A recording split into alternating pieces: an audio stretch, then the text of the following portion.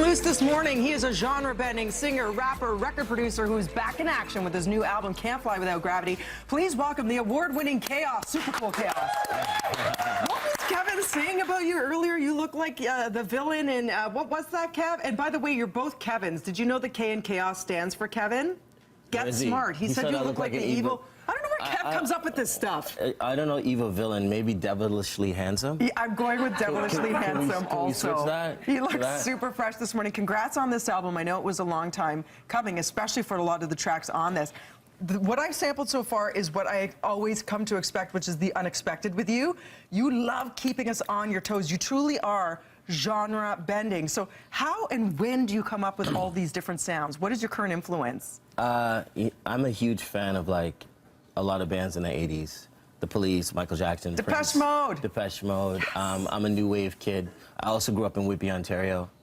Some of the first music that I heard was like the Ramones, punk rock music. But in my house, when you went in, my dad was like into calypso and steel pan and all that kind of thing. So basically, at home, I was forced to listen to the music of my culture, but as soon as I stepped outside, I was listening to other things. And I always found that the best way to appreciate other cultures is to really like try their music. Some people think it's food, for me it's music. Right. So it's like, just like there's a lot of chefs that mix things up and like to, you know, mess with different flavors. For me, music, I can't spend 2 or 3 songs on rap or just on reggae. I have to switch it up. Yeah, it's just more fun, and I feel like, you know, that's what we're here for. It's like, there's so many things to try. There's 1,000,001 flavors. Why just stick to one, you know? It is a celebration of sound, but you really are able to do it as a creative genius beautifully. A lot of us can try and sample different things. It's just not going to work or sound amazing, unlike you. Let's talk about one of your tracks. You actually went to shoot the video in Trinidad. Why was it important to you to go back into your roots and shoot the video there?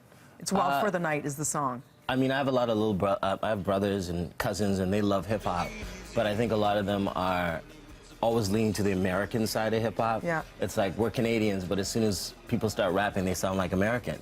So being from Trinidad, I was like, what will Trinidad rap look like? What would the video look like? What would the people be doing in the video? What's that culture? Because we are West Indian, but it slips through the cracks. A lot of Canadian music just tries to sound like American music, and to me, that's a little annoying. Yeah. Not that I'm mad at somebody, but I'm just like, homogenized. Yes, yeah. I think Canadians need to be a bit more proud that we have all these different cultures, and not just every time we go, you know, make music, it sounds like Black American music. God bless Black American music, because if Tribe Called Quest or Bob Dylan didn't exist, I wouldn't be doing what I'm doing. But I think they created that so we could spring off and try something new. And then again, you know, this trails right through to the cover art. Talk to us about what went behind the idea. You know what? Somebody had, I read a review recently, and they dissed my cover art. Oh, yeah? And who were they? Name them right now. No, we don't have to go into it, but what they had said, that I don't think they got it, because it's like a National Lampoon's. I don't know if people are familiar with that. There it is. But it's actually an artist called Boris Vallejo, and he did a lot of the like Star Wars and Raiders of the Lost Ark.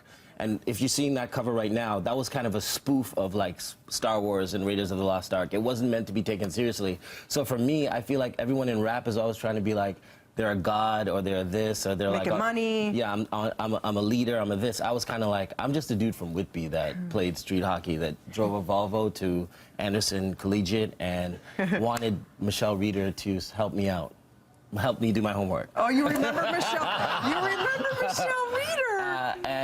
So to me, I just try to, you know, people use this term, keep it real. I just try to say, look, I'm a Canadian kid. Yeah. I love American music, and I love where rap is, but everybody's not a gangster all the time. Right. Especially with their girlfriends and their mothers. Who can keep that up all the time? Well, you know, actors. True. But we won't get into facade. that. But what I'm saying, but I feel like I'm not an actor. I'm a musician. I have a lot of friends that are actors. So to me, I just think, and a lot of actors say to me, it's like, we have to day by day say someone else's script. You as a musician, you get to talk about whatever you want.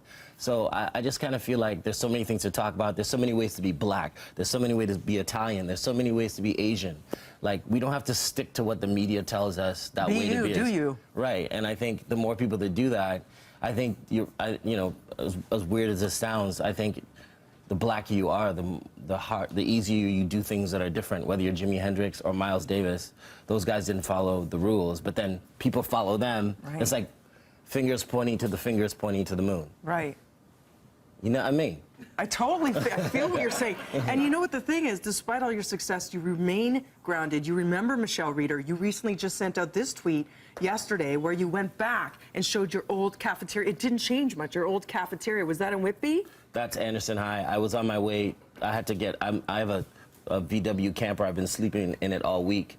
So I went home to like get a good night rest before this. Yeah. So I stopped in my high school and it was open.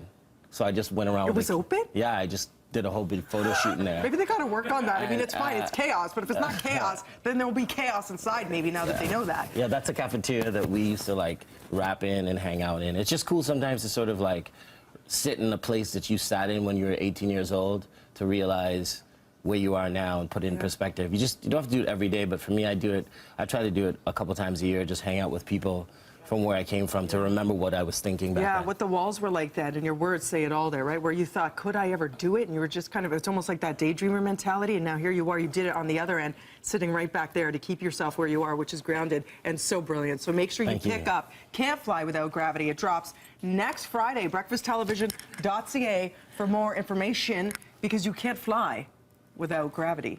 No, you can't. True story. There's no hate, just gravity. That's the new term. Yes! Chaos. Come back anytime. Will you perform? Maybe come back next time? Sure, Thank for you, sure. please. For you. From one Kevin to the other, it's Kevin Squared right here on BT. Yo, Kevin, relax over there, buddy. Chill.